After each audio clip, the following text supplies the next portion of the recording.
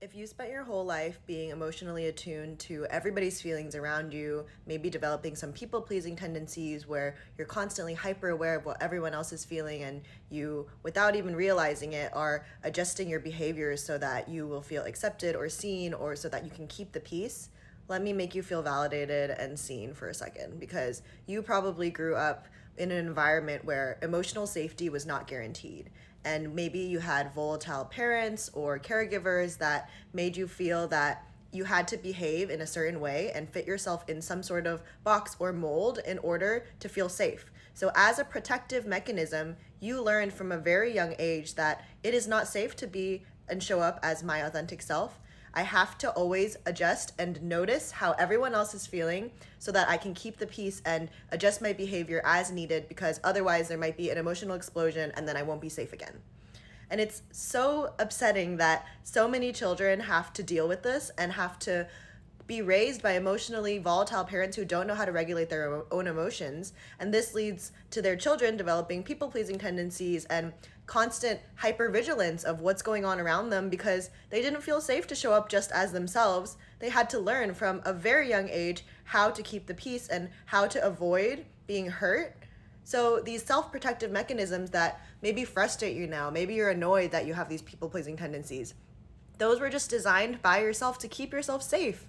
So you can have empathy for yourself knowing that these ways that you're behaving now stemmed from these unmet needs from your childhood. The hard part is that a lot of people who have grown up like this lack a sense of self. They don't know who they are really because their whole lives they've had to emotionally adjust and attune their behaviors to satisfy the feelings and emotions of others. Instead of acting for self, you're so out of touch with your intuition and your own needs because you're constantly trying to satisfy the needs of others in order to feel safe. And usually in adulthood, this shows up as one day waking up and just realizing, like, why am I so unhappy? It's because you're living the life that you should live. You're living in the box and the mold of the perception that everyone else has of you rather than showing up as your actual authentic self. And it makes sense that you're doing this. It's okay that you're doing this. It's because you've learned from a young age that you weren't safe to show up as your full self. You weren't safe to feel your feelings fully. You weren't safe to be who you actually are. And so you learn those tendencies. And then one day when you do wake up, you might feel really lost because you're like, wait, who am I? I've been being who everyone else wanted me to be for so long. I don't even know who I am anymore. How do I return to myself?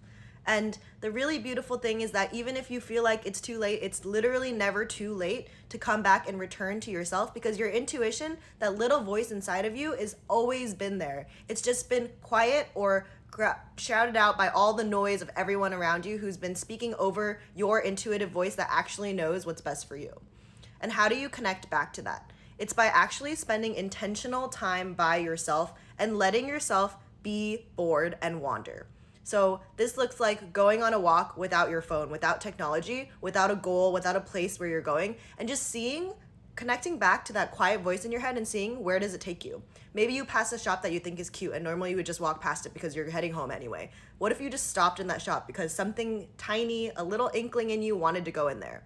Or what if you are at the store and you're always buying the same things, but then something else is like calling to you randomly, but you just ignore it usually because you're like, whatever, I don't need it. Allow yourself to have it. It's these little tiny moments where you're allowing yourself permission to be curious, to explore beyond what you already know.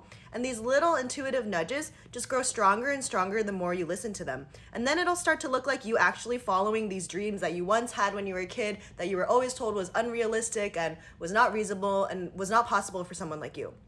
And the more that you follow these intuitive nudges, is the more that you connect back to yourself and teach yourself that, hey, you're allowed to want things. You're allowed to have desires for things, no matter how small, no matter how big, and I will listen to you. Because you probably are so used to suppressing any of these desires or urges that you had because they were always just drowned out by the needs of everyone else when you were growing up, and you never felt heard anyway, so you decided to stop listening to them. So what if now you take the agency because you're an adult, because you are aware that nobody else can follow these urges and desires for you? What if you decide, hey, I actually deserve this? And if it's hard, if you're in a place where you don't feel like you deserve it, or that it feels unauthentic to connect back to yourself and you don't really know how and you feel a little lost, I think one really beautiful way is to connect back to your inner child, envisioning your 5-year-old, 6-year-old self, remembering what snacks did they like? What did they like to do for fun? Did they like to dance? What kind of music did they like to listen to? What was their favorite activity? Was it biking? Was it coloring? What was it?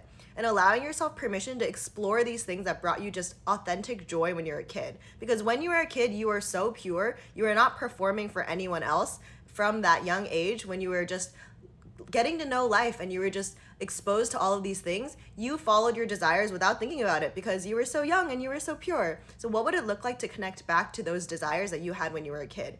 And now, when you're an adult and it feels like you don't deserve the things that you want to go for, or that it feels hard to motivate yourself, think about your little kid version of self and think, how can I make them proud? How would they look at me now? Wouldn't they want me to go for these things? Don't I owe it to my younger self to go after the things that I've always wanted to because I didn't have permission to do that when I was younger? Now that I'm older, I have the agency and the power and the capability to go for what I want. Because nobody's gonna do it for you. You have to show up for you. So if you feel out of touch with your intuition, it's never too late. Just start listening to that little quiet voice inside of you and give yourself permission to show up and do the things you actually wanna do because this is your life and you deserve it.